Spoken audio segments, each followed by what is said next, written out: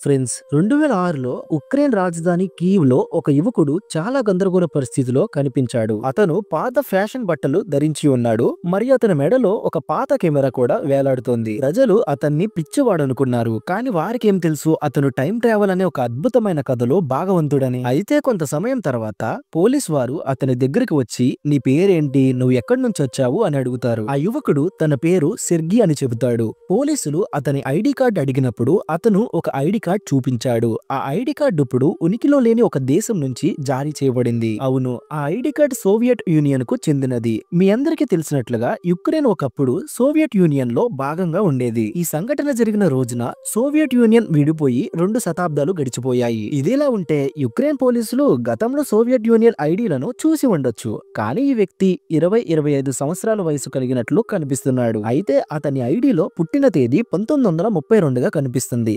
ఐడీలో photo కూడా అతనిదే. ఈ విషయం పోలీసులకు అర్థం కాలేదు. ముఖ్యంగా 1932లో జన్మించిన ఒక వ్యక్తి 2006లో ఉన్నాడు. అంటే అతనికి సుమారు 74 సంవత్సరాలు ఉండాలి. కానీ ఈ యువకుడికి మాత్రం 20-25 సంవత్సరాల వయసులో ఉన్నట్లు ఎందుకు ఉన్నాడు అని అక్కడ ఉన్న వారందరూ ఆశ్చర్యపోతారు. పోలీసులు సెర్గీని ఈ రోజు తేదీ ఏమిటి అని అడుగుతారు. అప్పుడు అతను కొంచెం ఆలోచించి 23 ఏప్రిల్ 1958 అని సమాధానమిచ్చాడు. ఈ సమాధానం విన్న పోలీసులు అతను ఖచ్చితంగా ఒక పిచ్చివాడు అనుకుంటారు. వారు అతన్ని మానసిక ఆసుపత్రికి తీసుకువెళ్లారు. అక్కడి డాక్టర్ బబ్లో ట్రికోవ్ అతని మానసిక ఆరోగ్యాన్ని పరిశీలించాడు. సెర్గీకి కూడా అక్కడేం జరుగుతుందో అర్థం కావడం లేదు. అయితే డాక్టర్ సెర్గీను 1958 నుండి నువ్వు 2006లోకి ఎలా వచ్చావు, ఏమైనా గుర్తుందా అని అడుగుతారు. సెర్గీ ఇలా సమాధానం ఇచ్చాడు. నేను ప్రతిరోజు నగరంలో ఫోటోలు తీయడానికి వెళ్తుంటా. అయితే ఒక రోజు సాయంత్రం ప్రతిరోజులాగే ఫోటోలు తీయడానికి బయటికి వెళ్ళాను. అప్పుడు ఆకాశంలో ఒక వింత వస్తువు ఎగురుతూ కనిపించింది అని చెబుతాడు. డాక్టర్ ఇలా అడుగుతాడు, ఆ వస్తువు ఎలా కనిపించింది అని. అప్పుడు సెర్గీ ఇలా చెబుతాడు, నేను దాన్ని వివరించలేను,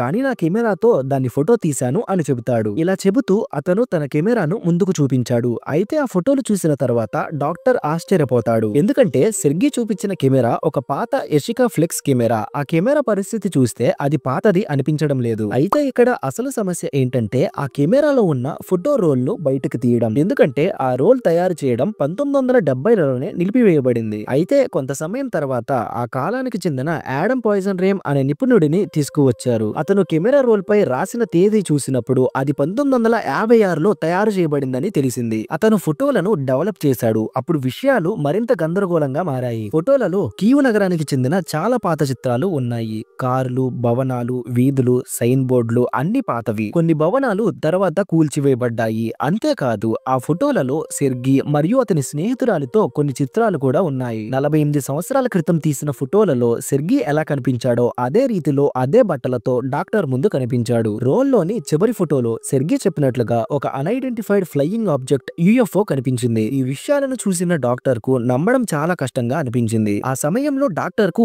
ఈ వ్యక్తి 1958 నుండి 2006లోకి టైం ట్రావెల్ చేశాడని నమ్మడం మొదలుపెట్టాడు. అయితే డాక్టర్ ఈ గందరగోళంలో ఉండగానే ఆ వ్యక్తి గది నుండి బయటకు వెళ్లి తలుపులు వేసి మళ్ళీ ఎప్పటికీ తిరిగి రాలేదు. సెర్గీ ఎటువంటి ఆధారాలు లేకుండా అదృశ్యమయ్యాడు. అతను మనకు మిగిల్చింది ఏంటంటే ఆ కెమెరా, కొన్ని ఫోటోలు మరియు అతని వింత కథ మాత్రమే. ఈ కథను ఎంతగా అర్థం చేసుకోవడానికి ప్రయత్నిస్తే అంతగా గందరగోళం పెరిగిపోతుంది. పోలీసులు ఈ కేసును దర్యాప్తు చేస్తున్నప్పుడు 1960లో నిజంగానే సెర్గీ పొనమరెన్కో అనే వ్యక్తి అదృశ్యమయ్యాడని తెలిసింది. ఫోటోలో అతనితో కూడా ఉన్న అమ్మాయిని కూడా గుర్తించారు. ఆమె ఇప్పుడు 70 సంవత్సరాల వృద్ధురాలు. ఆమె పోలీసులకు ఇలా చెప్పింది, 1958లో సెర్గీ నిజంగా అదృశ్యమయ్యాడు. ఆ తర్వాత ఇప్పటి వరకు అతడు తిరిగి రాలేదు అని చెప్పింది. కానీ ఈ కథలో మరో ట్విస్ట్ ఉంది. అదేంటంటే అతను అదృశ్యమైన కొన్ని సంవత్సరాల తర్వాత ఆమెకు సెర్గీ ఒక ఫోటో పంపాడు. దానిపై 2015 అని రాసి ఉంది. ఆ ఫోటోలో సెర్గీ వయసు కొంచెం ఎక్కువగా కనిపిస్తున్నాడు మరియు నేపథ్యంలో ఒక నగరం కనిపిస్తుంది.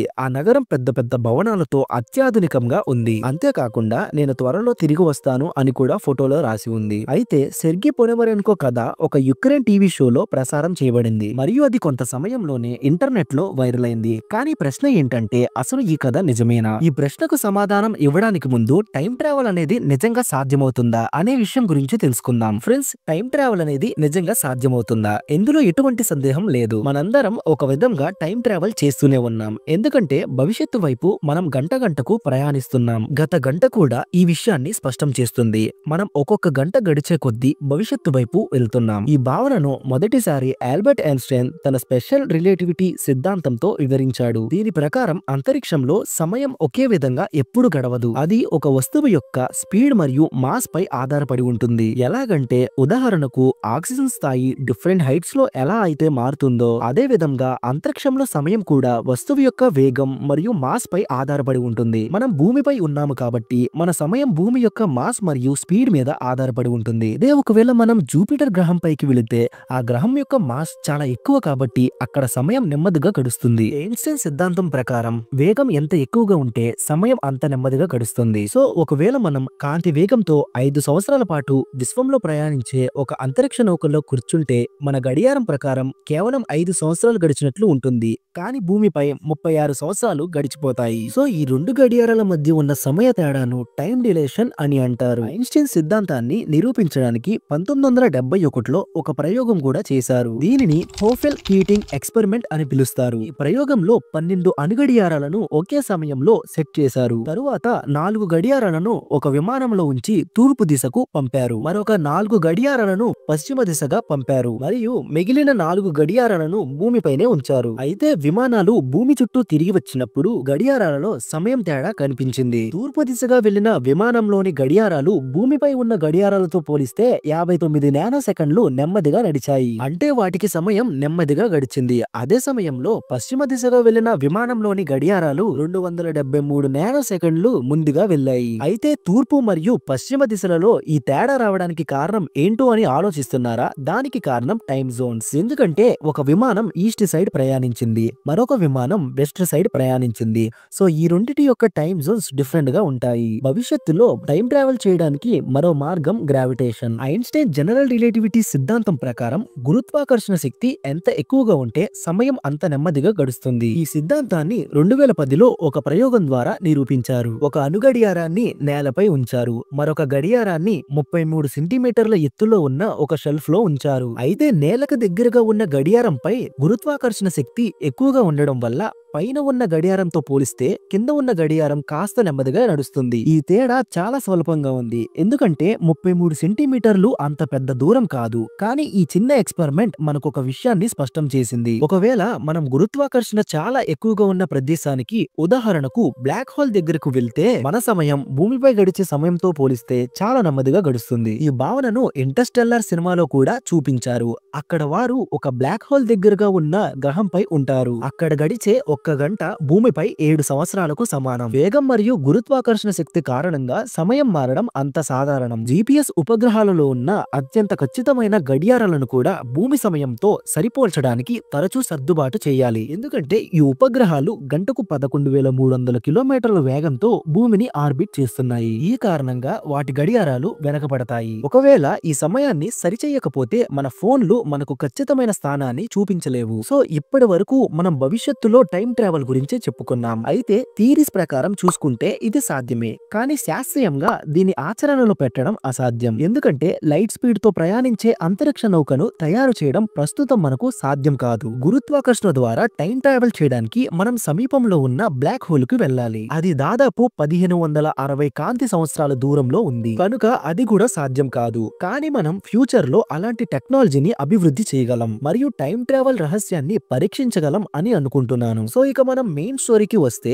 సెర్గీ పొనమరెన్కో స్టోరీ నిజంగా జరిగిందని మీకు అనిపిస్తే కమెంట్ చేయండి. ఎందుకంటే ఈ కథ 2012లో యుక్రెయిన్ టీవీ షోలో ప్రసారం చేయబడింది. ఈ రియాలిటీ ప్రోగ్రామ్ పేరు ఏలియన్ మరియు దీని 3వ ఎపిసోడ్ టైం ట్రావెల్ లో ఈ కథ చూపించబడింది. అయితే సెర్గీ పొనమరెన్కో డాక్టర్ తో ఉన్న సీసీటీవీ వీడియోలో ఒక పెద్ద లోపం బయటపడింది. వీడియోలో చూపించిన తేదీ 2006 23 ఏప్రిల్ బుధవారంగా ఉంది, కానీ క్యాలెండర్ ప్రకారం ఆ రోజు ఆదివారం. దీని అర్థం ఆ వీడియో వేరే సమయంలో రికార్డు చేయబడింది. అంతేకాదు సెర్గీ ఐడిపై ఉన్న స్టాంప్ ఆ యుగంలోని స్టాంప్ల నుండి భిన్నంగా ఉందని నిపుణులు చెప్పారు. 2015లో వచ్చిన ఫోటోలో నేపథ్యంలో ఆకాశచుంబ భవనాలు కనిపిస్తున్నాయి, కానీ జాగ్రత్తగా చూస్తే చాలా భవనాలు ఒకేలా ఉన్నాయి. దీని అర్థం ఆ ఫోటోషాప్ చేయబడింది. ఈ సంఘటనకు సంబంధించిన పోలీసు దర్యాప్తు రికార్డుల్లో ఎక్కడా లేదు. డాక్టర్ బబ్లో ట్రికో అనే పేరు ఇంటర్నెట్ లో ఎక్కడ కనిపించలేదు. ఈ కథ చాలా జాగ్రత్తగా ప్లాన్ చేయబడినట్లు కనిపిస్తుంది, కానీ ఇంటర్నెట్ యూజర్స్ అభిప్రాయం ప్రకారం ఇది కేవలం షో రేటింగ్ల కోసం రూపొందించబడిందని చాలా మంది అనుకుంటున్నారు. టైం ట్రావెల్ అనే అంశంలో గందరగోళం ఎప్పుడు వస్తుందంటే,